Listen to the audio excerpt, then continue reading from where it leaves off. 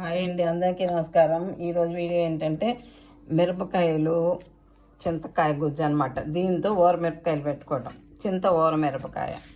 అయితే ఈ మిరపకాయలు లవ్ మిరపకాయలన్నీ కడిగి ఆరబెట్టేసి ఇలా కట్ చేసుకున్నాను.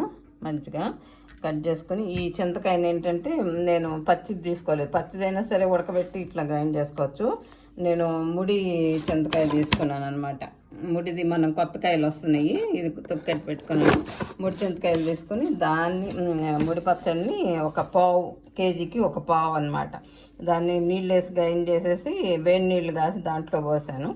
ఎందుకంటే నిల్వ ఉండాలి కదా, 3 రోజులు బూజు పట్టుకుంటా కాసాను. ఇప్పుడు అన్ని దీంట్లోనే వాము, జీలకర్ర అన్నీ వేసుకోవాలి. ఉప్పు, పసుపు అన్నీ ఉన్నాయి. ఇంకా నేను వాము జీలకర్ర తర్వాత వేస్తాను.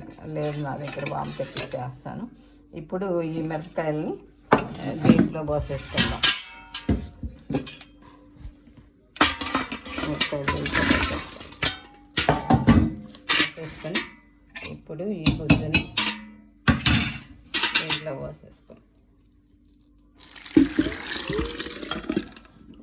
ఇంకా కొన్ని మిరపకాయలు తెప్పించేస్తాను. అందుకని నేను ఎక్కువ గుజ్జు పెట్టాను అన్నమాట.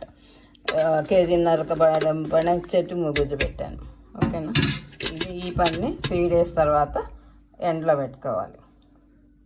ఎండలో పెట్టి అయిన తర్వాత మళ్ళీ చూపిస్తాను. ఓకేనా, బాయ్. మీకు నచ్చితే షేర్ చేయండి, సబ్స్క్రైబ్ చేసుకోండి, కామెంట్ సెక్షన్లో కామెంట్ పెట్టండి. బాయ్.